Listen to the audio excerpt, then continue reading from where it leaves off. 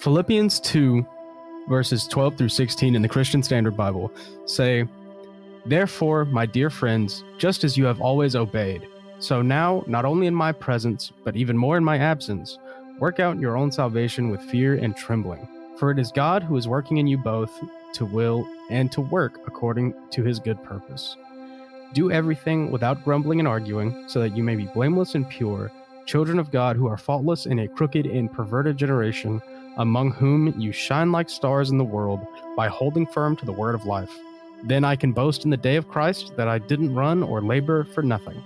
St. Paul writes here to the church of Philippine about working together with God for their salvation. The scripture tells us, the reader, to refrain from grumbling and arguing. How can avoiding this kind of rhetoric add to our salvation?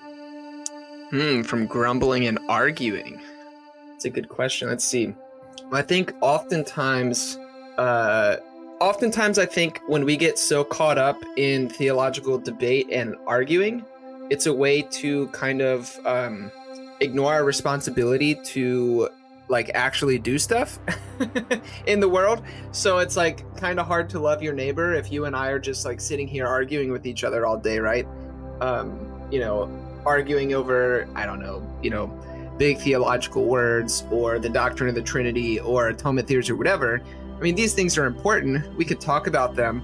But ultimately, if we're just constantly, arguing, we can use it as a reason to not actually then go out and love our neighbor, feed the poor, clothe the naked, etika kind of thing. So, and as far as, I guess, contributing to salvation, I'm inclined to believe that salvation, at the very least, includes life right here and right now. And so living into Christ's likeness or something like that is how I would describe salvation. So participating in what God is doing in the world is, at least in part, salvation. So if we stop arguing and get at it, then there we go. I don't know. That's just off the dome. There we go. We'll see. That's how we do it around here. Off the dome.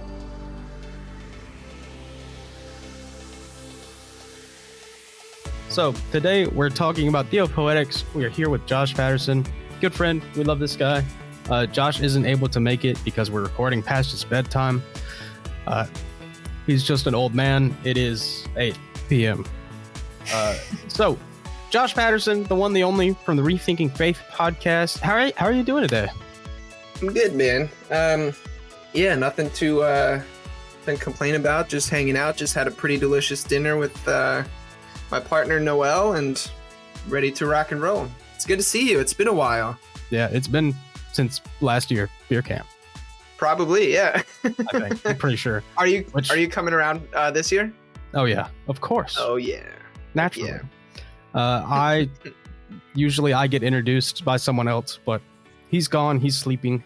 I'm TJ Blackwell, the hostess with the mostest. I'm usually the co-hostess with the co-mostest, but not today. Check us out on the Anazal Ministries podcast network website. The link is below for shows like ours. You can also pay for the network on Apple Podcasts. You can get extra content from every show in the podcast, and chat with us in our Discord server, also in the notes.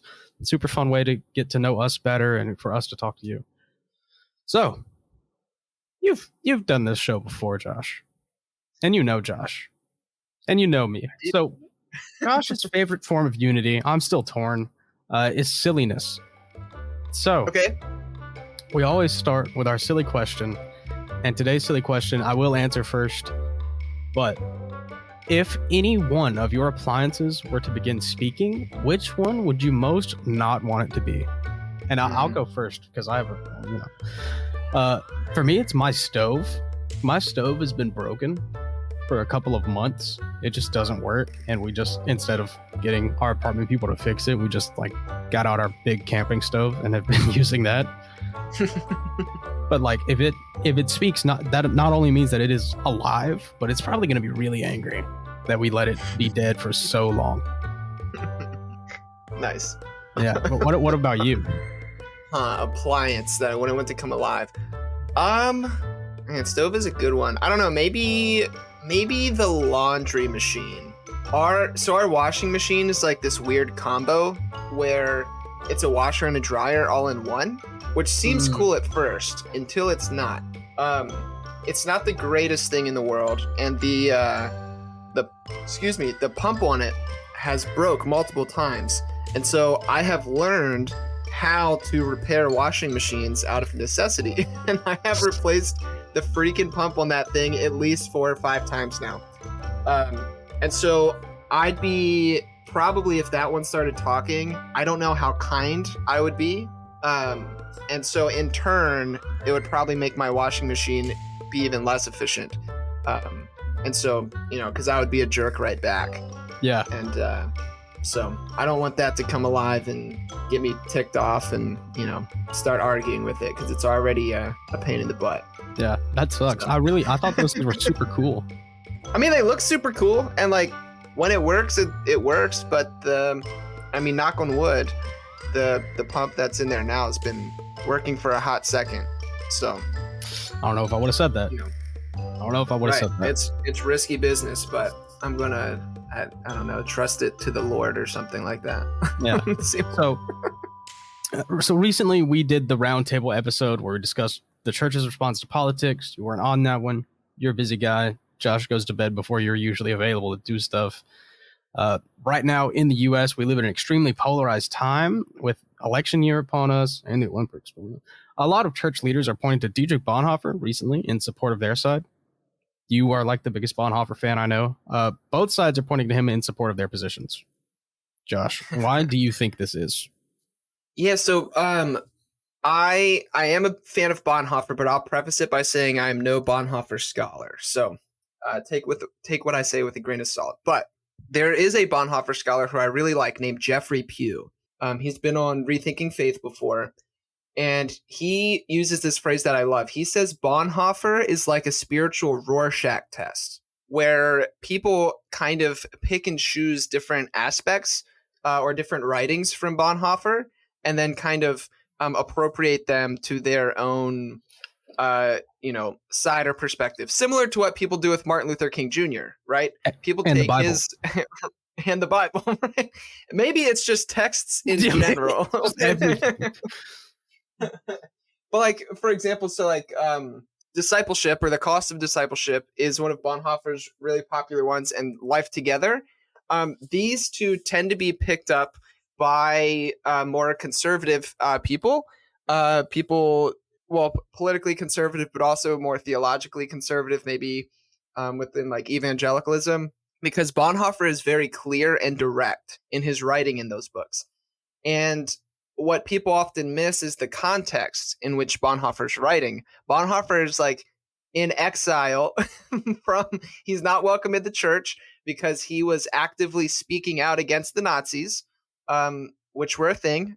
Bonhoeffer is a German. And so that context is often missed in reading something like Life Together and Discipleship, which is, one reason I think it gets picked up. But then in general, another reason that maybe more conservative people are picking up Bonhoeffer is because they're tying what Bonhoeffer did when Bonhoeffer joined the Nazi resistance, the conspiracy to kill Adolf Hitler, which, by the way, Bonhoeffer never justified. Bonhoeffer actually used kind of like Christological language when talking about this. He said, basically, he was like taking the sins of his country upon himself by joining the conspiracy. So he wasn't justifying his actions. But more conservative people have picked this up similarly to like what happened in January 6th, and are using it as like, this is our Bonhoeffer moment to overthrow the liberals and make America great again, which, by the way, this is all language that Hitler used. Hitler said, I'm going to make Germany, great again. Hitler said, we're going to clear our country of all the liberals, of all the progressive ideology and degenerate living and the arts and all this kind of stuff. And so he gets, Bonhoeffer gets kind of spun in that way. But then the more progressive side will pick up Bonhoeffer and say, like, look, guys, no, Bonhoeffer is standing against the Nazis. This is why he was exiled. He was arguing with the church because the church was supporting Hitler. Hitler had a theology. Hitler preached theology. He used Christianity as a tool to rile people up. And so Bonhoeffer was like, German nationalism, not a good thing. I don't want that. And so then, the more progressive side, I guess, is kind of using it to speak out against Christian nationalism and championing Bonhoeffer in that regard. So, those are just, two ways that I see it. But again, not a Bonhoeffer scholar. Go listen to Jeffrey Pugh. Or I know mutual friend Trip Fuller is working on a huge Bonhoeffer project right now. It's going to involve a book. It's going to involve a kind of like very highly edited podcast, kind of like the rise and fall of Mars Hill, or what he did with the Emergent Church. And I think anyway, that's to come. So if you want more on Bonhoeffer, I'd go check out those people who know way more than I do. Man, Tripp's work ethic is insane. It is. It's crazy. The dude, so shout out Trip. Shout out Trip, and we love that guy. So both sides are pointing to Bonhoeffer. Is it possible that understanding him in his full context could bring the church closer together rather than just providing out of context ammunition for either side? I think so, because Bonhoeffer, yes, but I think it would take humility. But also I have, this is putting my cards on the table. I have a very strong feeling about who tends to be more right about a contextualized Bonhoeffer. And it's not the Eric Metaxases of the world, who he's an example of appropriating Bonhoeffer within evangelicalism. And his book on Bonhoeffer's been just like straight up outright rejected by like the overwhelming majority of Bonhoeffer scholars because it's just not accurate. But I think if we can come together in humility, and if we're willing to forego our politics for something like unity in Christ and center on Jesus rather than on am I a Democrat or a Republican, then I say yes. I think Bonhoeffer can speak to and challenge both of us. I think Bonhoeffer can, hopefully humble us a bit, whether you're more progressive or more conservative. He's speaking to both sides. I don't think anyone can rightly just fully claim him. And so maybe humility and focusing on Jesus as the center could be a way to come together around that. Right. So mutual friend, you mentioned one. I'm mentioning another one, Nick Polk. He's been on our show a few times in the last month, and he's credited you for getting him into theopoetics. What can you tell us about this form of theology? Because I'm not a theopoeticist. Yeah, sure. So shout out to Nick Polk. I love Nick. So theopoetics is kind of if you think about it for a second, it's exactly what it sounds like. It's theology and poetics, poetry. And so it recognizes that all theology is contextual. So just like Bonhoeffer had a perspective that he was writing out of, you and I also both have our own perspectives. We have our own context. We have our own past experiences. We live in different states, right? We probably have different opinions about some things. So theopoetics recognizes that about theology, that is contextual, and believes that theology then can be written and reinterpreted over time as our contexts shift and change. So it's not as dogmatic. People tend not to, be putting forth like ontological truth claims or something like that, but rather writing using theological language, but it's more fluid. It has more of a poetic nature to it. So it's not that it's not true, but maybe it's a little bit more true because it leans into things like beauty and value, something like that. Does that make sense? Yeah, that makes sense to me. Yeah. So who got you into theopoetics, or what is it that gets you excited to talk about and want to share about it? So let's see. I'm going to write this down so I can answer both parts. So who and basically why or what. So the who that got me into it, I would probably say Catherine Keller. She is a process relational theologian. She will be at Beer Camp, which I'm very excited about. She's actually on this beer label that is hanging up behind me. For for the Process Party beer. I'm talking to her at the table on that label, which Delicious. I was very excited about. But yeah, so she is a mastermind in the worlds of theopoetics. I mean, her book, actually right here I have it. It's called Face of the Deep, A Theology of Becoming. It's just like a retelling of Genesis, and it's beautiful. It's wonderful. And so she was really an introduction into it. And then more recently, I've been really into radical theology. I kind of took a deep dive into that. And specifically, I've been reading a lot of John Caputo, and he does a lot of theopoetic work within radical theology. You can actually, those two are kind of linked pretty nicely. And then one other, process thinking in general plays nicely with theopoetics. And so any of the, process thinkers. But as far as the why or the what, I think as somebody who is a deep thinker that is probably a bit too obsessed with theology and philosophy, and who has experienced what is colloquially referred to as deconstruction, theopoetics is just attractive to me because it has an air of humility about it, and it's not as dogmatic. So, for example, I'm comfortable with saying something like agreeing with Nietzsche and saying something like God is dead. So I'm going to reject kind of the ontotheological God, the omni-God of classical theism. I don't think that God exists. So when I talk about God, I'm not an atheist. I could maybe pass as an atheist if somebody wanted to call me that, but I'm not one.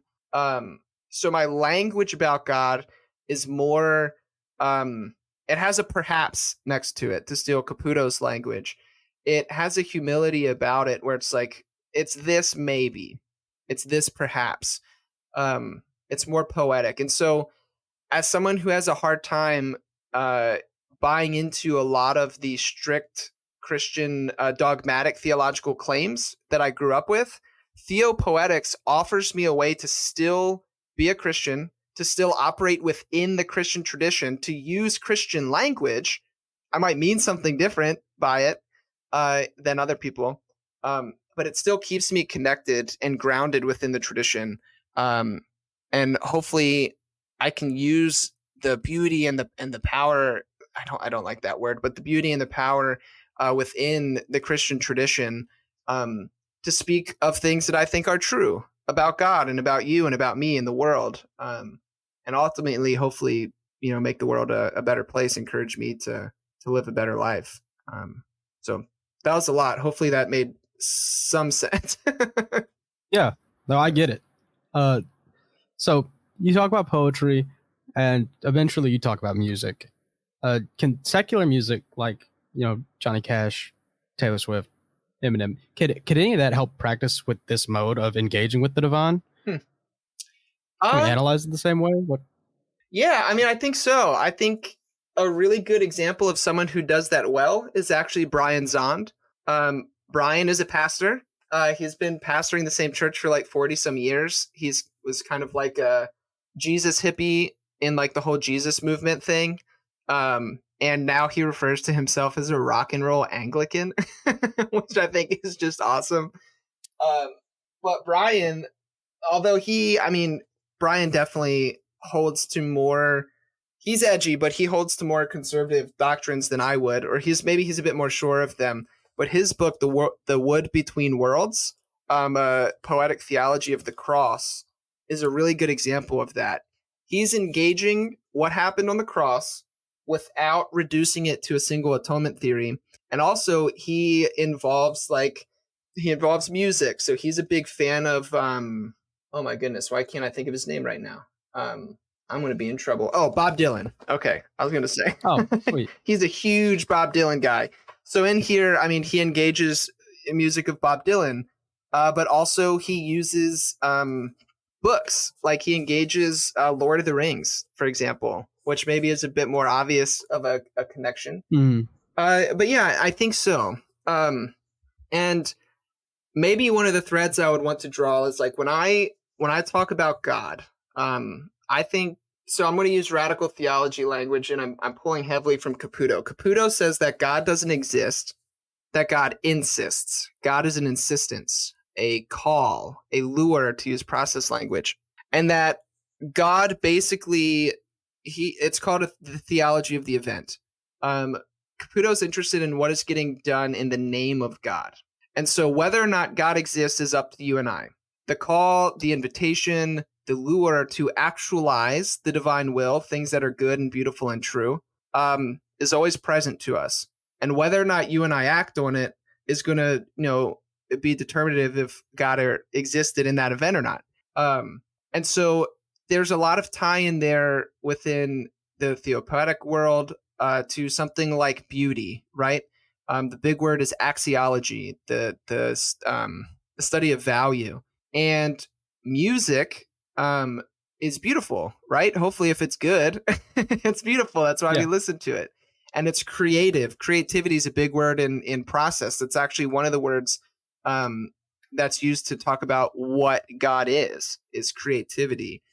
And so music can speak in a way that is poetic and, again, beautiful, and point at things that are true and use language that I would argue is more true than truth because it's beautiful. And so I think that's kind of the connection. Hopefully that ties in and makes sense, because I know it's a bit abstract, but that's the idea. Yeah. Yeah. Well, you said it, not me, but do you think practicing more theopoetics rather than focusing on the abstract theology could help us overcome some of the hurdles that we have to church unity? Absolutely. I think theopoetics is a beautiful gift to the church because it does. I mean, it's inherent. It offers humility, like it's kind of baked in, because you're not making these dogmatic truth claims. Again, anytime I speak theologically, I like to have the word perhaps next to it, or maybe.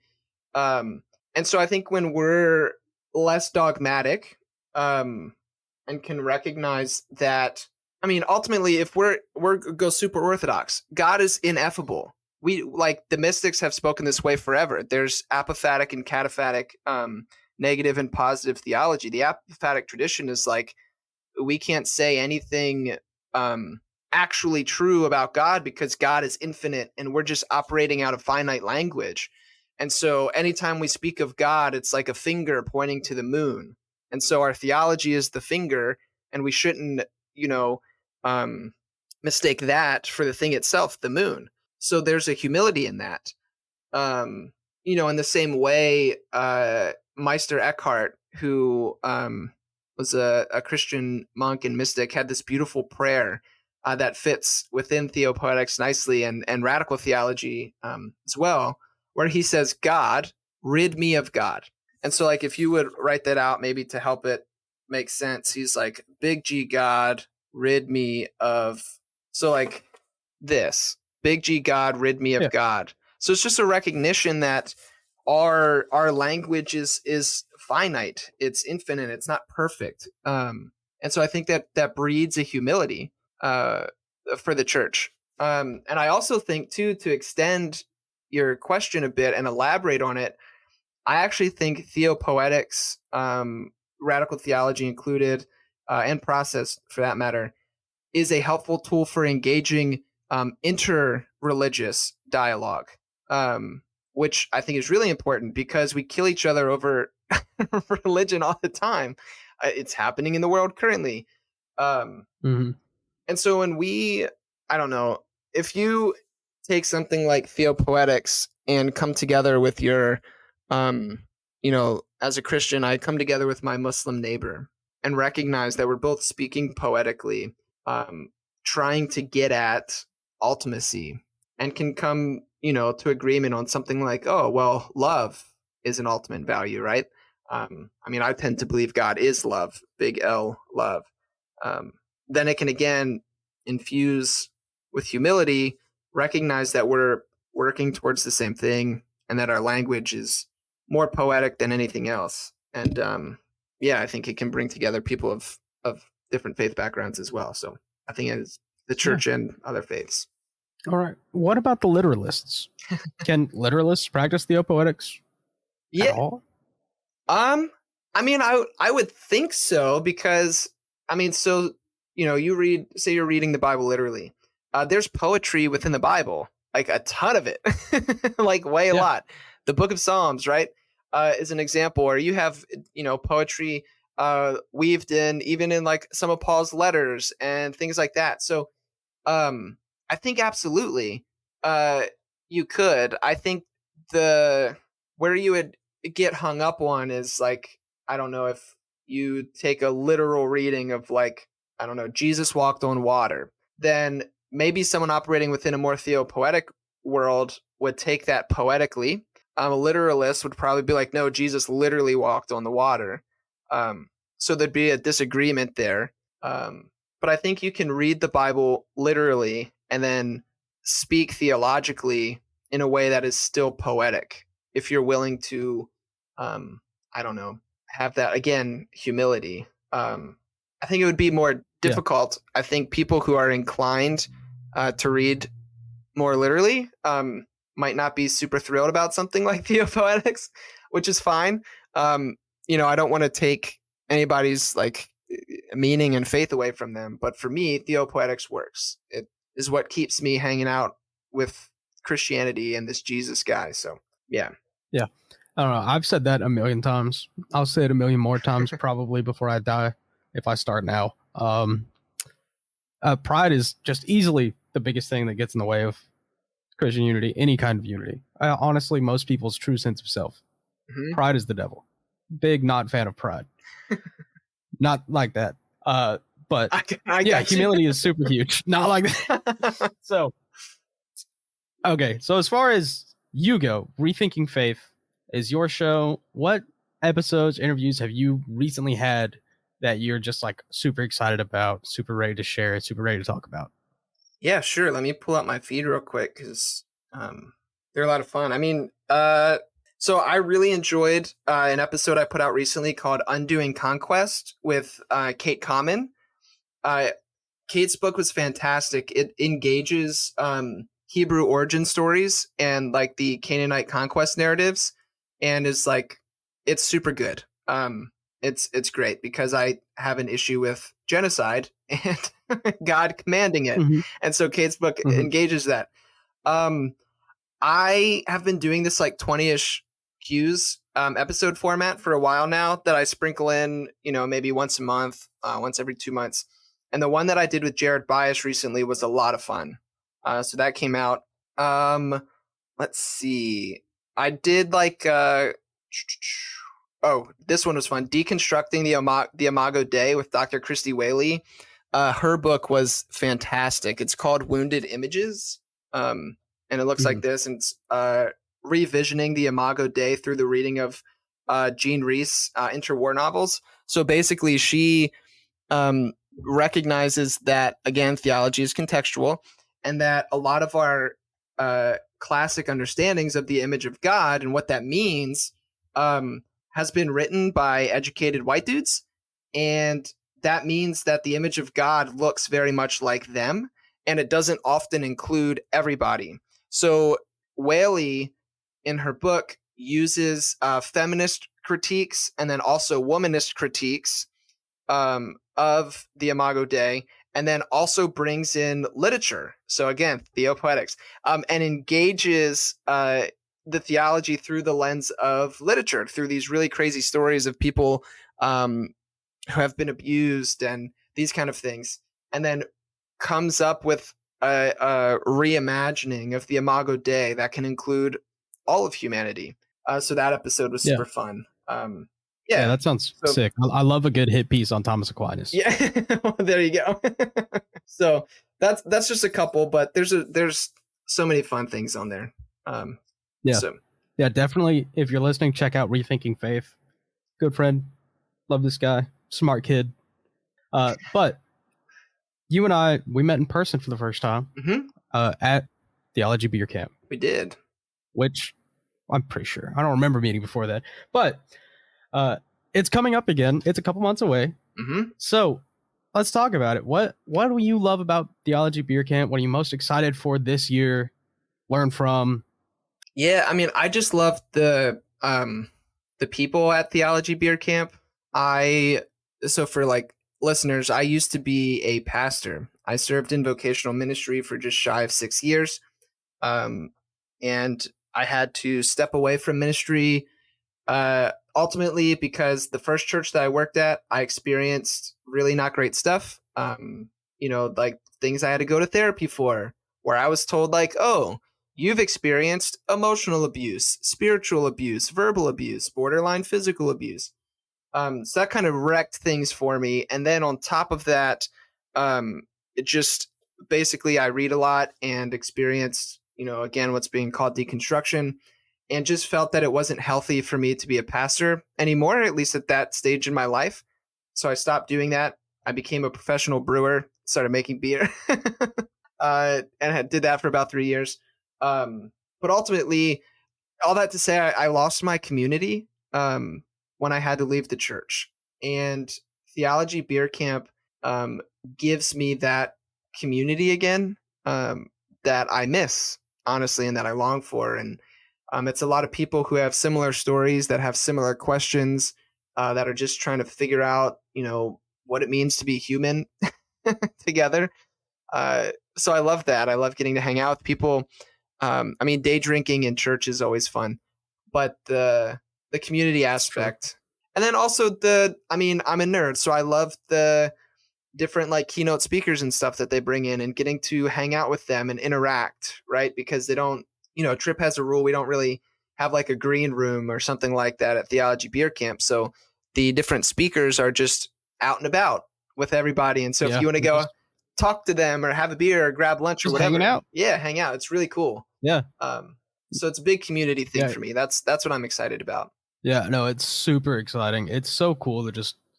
I personally really enjoy being the dumbest person in every room I walk into. So Theology Beer Camp is just like a weekend of that. It's super good time, and it's just you cannot run out of things to do. Mm-hmm. Just find a person and start talking to them. You're gonna learn something at Theology Beer Camp, because you might be talking to one of like the most renowned theologians of our time. They might just be hanging out in not in the back, but they sit in the front. Do you want to hear a funny story about that? Yeah. From last year. So there was a philosopher, theologian there, Catholic theologian from Germany, named Godehard Bruntrop. And forgive me, German listeners, because I probably just totally screwed that up. But anyway, Godehard, I knew he was going to be talking about like basically philosophy of mind. He's what's called often a panpsychist, or I prefer pan-experientialist. Mm-hmm. And so I was going to be interviewing him. And so I went up and introduced myself. I was like, oh, hey, Godehard, like, I know I'm going to be interviewing you. You're going to be doing like the whole process and panpsychism bit. I heard you're like that, like you really like consciousness of mind stuff, or philosophy of mind stuff.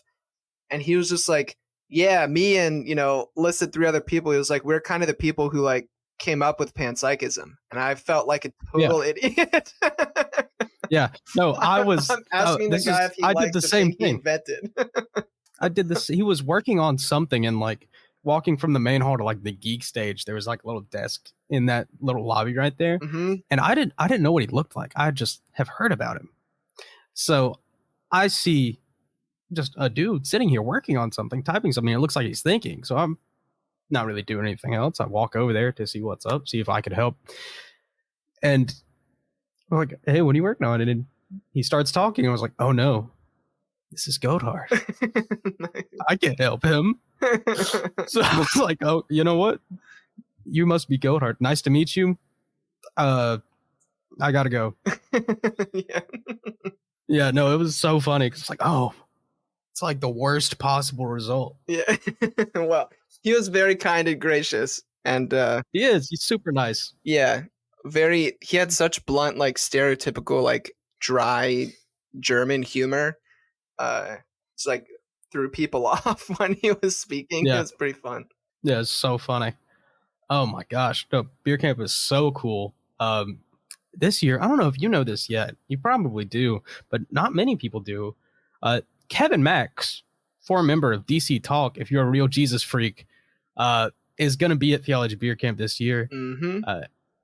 if you're not going and you want to go, our code is WHOLESHIRE. That's WHOLESHIRE, all caps, for $50 off your ticket. That's October 17th through the 19th in Denver, Colorado. Super fun event. Literally, there's nothing that compares to it, really, in my opinion, except, like when you were like 10 at church camp. That's kind of what Theology Beer Camp feels like. Just a little different with beer. Yeah. But definitely not an event that's easy to miss. It's so worth going. It's almost as if a former youth minister that is a super nerd invites all of their super nerd friends to a giant youth group event that's for adults.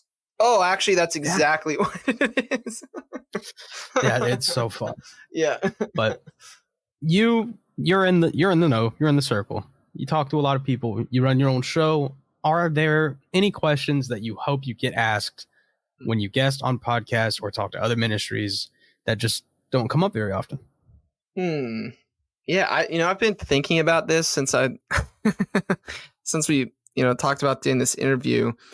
And that's hard. I really don't know things that I wish people would ask. This is our cheat question. Yeah, I don't. If we can't come up with a really good one, we're like, man, what do they want? Yeah, like I don't know, because I tend to be pretty open and honest, like probably to the point of oversharing. So I don't know if there's ever been something I wish somebody asked and didn't. I love the things that I like talking about are like process thinking, radical theology, theopoetics, the kind of stuff we've been talking about. I wish more people that are to my right theologically would ask me about how any of my theology or things like that shapes and informs how I live my life. Because often I tend to just get written off by people more so to my right as like, oh, you're not really a Christian or you don't count or something like that. And I wish that people would ask, like, okay, well, like, what does this theology do for you? Why do you spend so much time reading and podcasting and trying to put forth more beautiful conceptions and understandings of the divine and of the Christian tradition? Because I clearly care about it. But I'm not out here trying to like wreck people. I'm trying to make the world a better place, hopefully. Right. One listener at a time. What would you say to those people? I would try to point to things like, the Sermon on the Mount, and my entire ethic, my entire hermeneutical lens that I do theology through is love. I'll steal this phrase from Tom Oord, who's a good friend of mine and an amazing theologian and scholar. Oord has said, I'm a lover first and a Christian second, and love informs his Christianity, and that's not in spite of his Christian convictions and beliefs, but because of them. He thinks he's compelled to do it that way because of it, and I agree with him. Like the example of Jesus, I can't get away from it, dude. I have days where I don't know if there is an ontological referent that we call ultimate, like if there's a God, I don't know. But Jesus still is inspiring, is still motivating. I still try to live my life in light of the teachings and life and person of Jesus. I try to love my neighbor and maybe sometimes love my enemy. So it's inspiring. And then on days when I do still posit, when I'm feeling more confident, I'm like, yes, there's a God. Those are my more processy days when I talk about, God being present in and through all things at all times and calling us, inviting us into the actualization of the good and the beautiful and true. Like that's, I don't know. Aaron Simmons says faith is risk in a direction and asks us to contemplate what's worthy of our finitude, and living as if the Jesus story is true is worthy of my finitude, because hopefully it makes me a better person. It helps me treat people around me better. Hopefully it makes the world a little bit better of a place. And if there's nothing after this, if I lived in the footsteps of Jesus, it seems worth the risk to me. And hopefully all the other stuff is true, but I don't know. So that's what I would say. All right. Yeah. So, one thing we always like to do before wrapping up is to ask our guest if they had to provide one tangible action to help engender Christian unity, church unity. What is one practical thing that our listeners could go do right now? I would say go find a physical activity that you do with somebody who is radically different from you, theologically, politically, whatever. So, and what I mean physical activity, I mean like some kind of way of service. So like go serve in a soup kitchen, or I don't know, whatever. You get the idea. And that stems from a recent experience I had. I somehow had the honor and privilege of being the keynote speaker for a regional youth conference in North Carolina. And at that youth camp, one of the leaders there, his name's Maddie, shout out Maddie, phenomenal human being. Maddie, very, very different from me, theologically, politically. I'm a hardcore, I don't like the word pacifist, I have a nonviolent ethic. Maddie was a former Marine who was blown up when he was 19 years old, in active combat, destroyed his body. He's a below-the-knee amputee. And him and I worked in this youth camp together, and both of our goals was the same: to let these kids know that they are known, that they are loved, that they are seen, and that they belong. And we had really great talks at night on the back porch when all the kids were asleep about theology and politics and all this kind of stuff. And we don't agree on a lot, but we became really good friends because of the actions that we're doing together, which was to serve other people and love them and let them know that they are seen, loved, and known by God, and that the truest thing about them is that they're God's beloved. And so that I gained a friend who I would not seek out. And so I don't know how we go about doing that, but if you can find somebody you very much disagree with and go try to do something good for the world with them, I think it'll change your perspective. Yeah. Because you'll see actions speak louder than words, as the stupid trope goes. Yep. So you heard it, Pentecostals. Yeah, actions don't speak at all. But speaking is an action. But you heard it, Pentecostals. Go work at the Methodist soup kitchen in town. There we go. Get out there, make some friends. If we did that, what would change? I think what would change is that people would realize that we have more in common than we do different. That we are all just humans trying to figure out what the heck that even means. And that specifically as Christians within the church, we love the same thing. We're trying, like, even though I disagree with them, my more conservative buddies, who are like hardcore Calvinist, I'm the opposite spectrum of them, but we both love Jesus. I think that's true about them. I think that's true about me. And so I think you will recognize that that unity exists, and when we come together, things can happen, things can change. And so it helps us, like Christianity, one of my qualms with it is that, and it's not all Christians, but there's this bifurcation, thanks Immanuel Kant, but there's this bifurcation where we think like this, the world doesn't necessarily really matter. What matters is like saving souls and getting them up into heaven, and that like, so this earth is kind of whatever. First off, that's Gnosticism. The church has rightfully rejected that as heresy throughout church history. But also it again abdicates our responsibility, to tie into the beginning of the conversation. And so when we can come together and actually do tangible things, to use very Christian language, to build the kingdom of God on earth as it is in heaven, then we kind of recognize that, like, okay, maybe our theology, although it's important, it's not the most important thing. What's important is what's happening. It's the person in front of us who is made in the image of God, that is known, seen, and loved. And we're here to serve them and to serve each other. So I think that's what could change. So we could maybe get some shit done. All right. So you've done the show. We end with our God moment before we get into our outro. I will go first, but Okay. we just ask if there's a moment where you saw God recently. Mm-hmm. Big one for you. That whether it was a blessing or a challenge or a moment of worship, whatever it could be.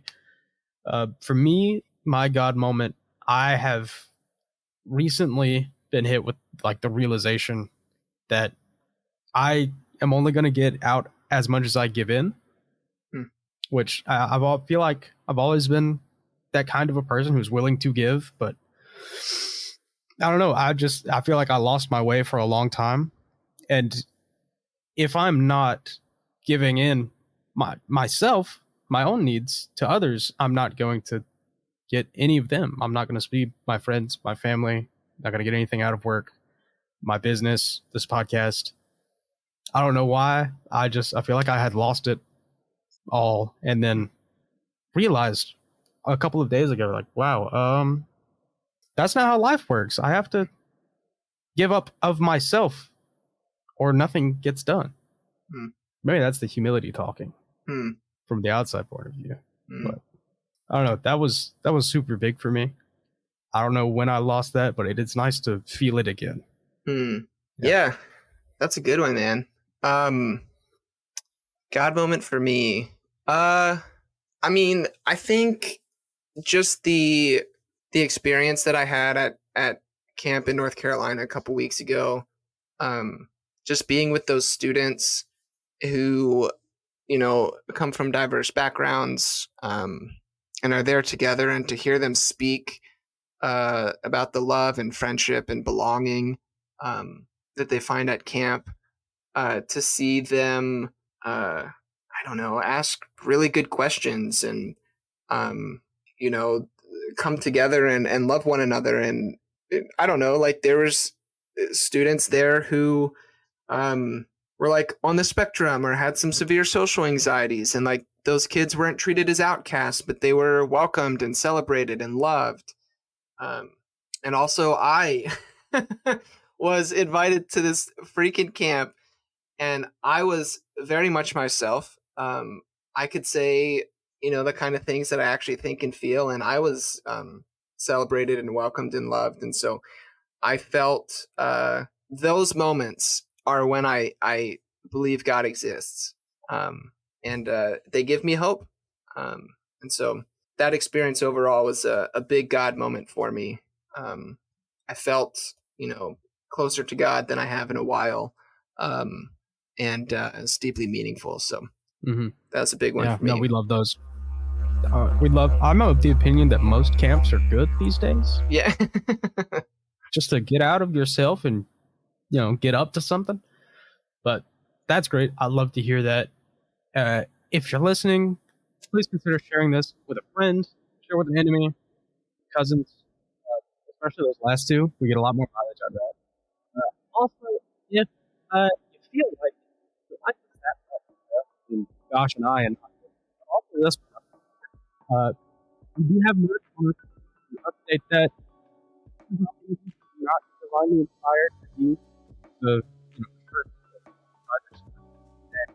all the other shows on Alex Ministries Podcast Network on the website in the show notes to find more thoughtful Christian podcasts. Josh, is there anything you'd like to say? Plug before you go? Well, first, thank you so much for the opportunity to come hang out with you guys. I'm excited to see you all at Theology Beer Camp. Again, podcast is Rethinking Faith. You can find it anywhere podcasts are found. I have an Instagram feed at rethinking_faith. Come hang out. I respond to DMs and always like to have nerdy theological conversations, especially with people who disagree with me, as long as they're not jerks. Yeah, I'm okay with the conversation. Sometimes. Every once in a while, it's nice. Yeah. But we hope you enjoyed it. Next week, we're going to have on Pastor Derek Seagrave of Sanctuary Church in Anchorage, Alaska, and that will be our farthest eastern, I think, because I'm counting the Australians, so I'm going west. Or west, I switched that around, whatever. I'm dumb. Never eat soggy waffles. But we're going to have Keister Bruin on to discuss his book on pirates, AI, and church. Yes. What a all topic. Right. That's fun. And Yeah, we're going to be taking a few weeks off before starting our What's Next series, where we're going to be interviewing church leaders about what happens after stuff like marriage, divorce, church rehoming, and deconstruction. And finally, at the end of season 1, Francis Chan will be on the show. Maybe. Ooh. I don't know. Yeah, the show's not ending until Francis Chan agrees to be on. And then we start season 2 and we start shooting for the Pope. Oh, shoot. There you go. Yeah. By then, we'll probably have a different Pope, and hopefully he'll speak English. That would make it a little bit more convenient. Brush up on your Italian. I can learn Italian. Surely. He's a busy guy. I'm not. I can learn Italian. But thank you for being here. Busy dude. Talking to some busy dudes. We miss Josh. We love Josh. I'll see y'all next week. I will see you at the very latest in October.